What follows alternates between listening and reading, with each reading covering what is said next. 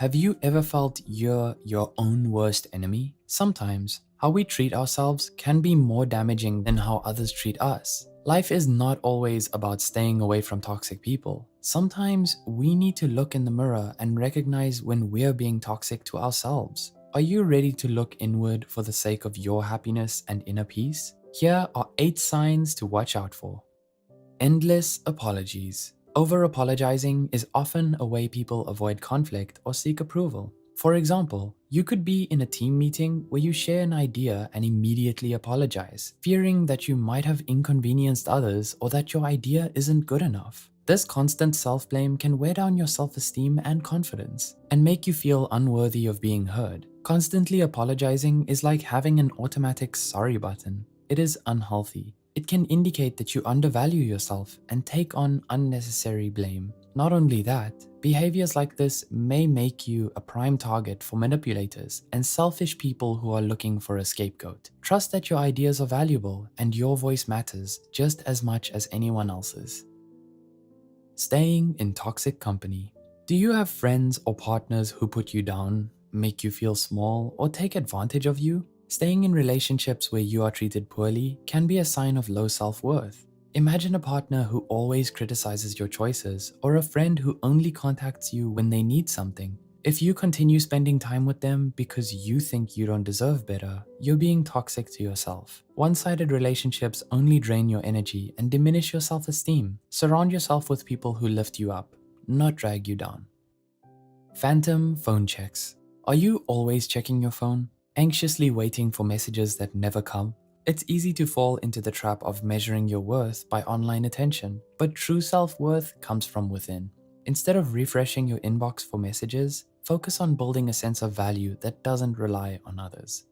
Oversensitivity to criticism. Taking criticism too personally can show a lack of confidence in yourself. This means you see feedback as a judgment of your worth, rather than a chance to improve. For example, if your boss gives feedback and you feel devastated all day, or a friend's comment about your appearance leaves you insecure, it's a sign you're being too hard on yourself. Remember, criticism usually addresses actions, not your value as a person.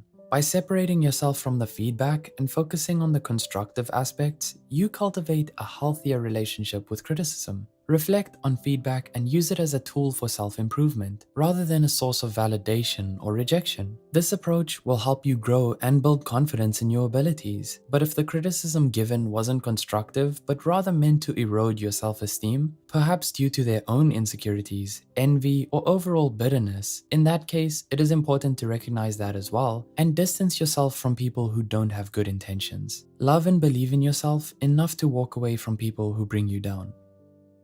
Self-gaslighting. Self-gaslighting, or harsh self-criticism, often comes from internalizing a negative, abusive voice from a parent or someone influential in your life. For example, you might think, "I'm probably being too sensitive," when someone disrespects you, dismissing your valid feelings. Or tell yourself, "I'm imagining things," when your intuition senses something wrong. This critical voice might have protected you from rejection as a child, but now it only tears you down. Instead, try developing an empowering inner voice that supports you. The goal isn't to stop being self-critical, but to make it constructive. Focus on curiosity rather than judgment. This way, you validate rather than invalidate your underlying needs.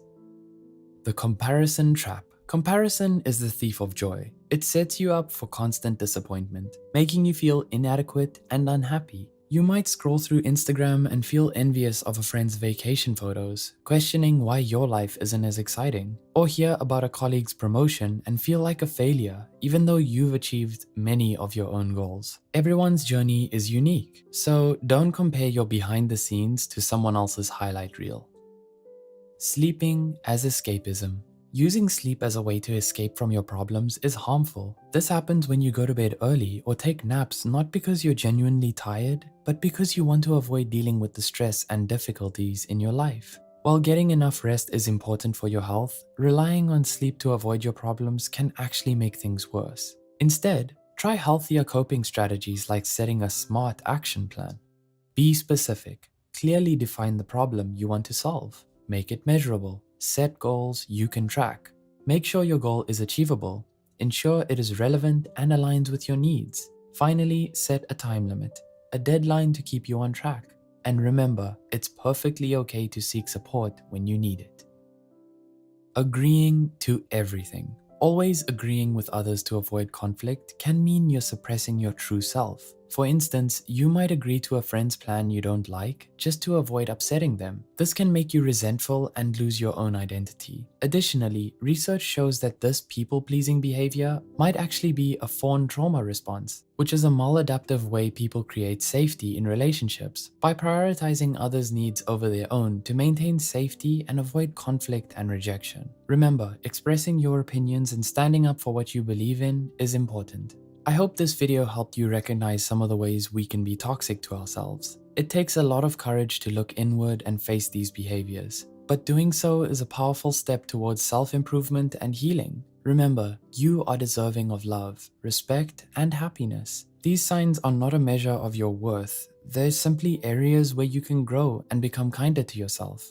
If any of these points resonated with you, know that you're not alone. Many of us struggle with these same issues, and sharing our experiences can be incredibly therapeutic. Have you noticed any of these signs in your own life? Let us know in the comments.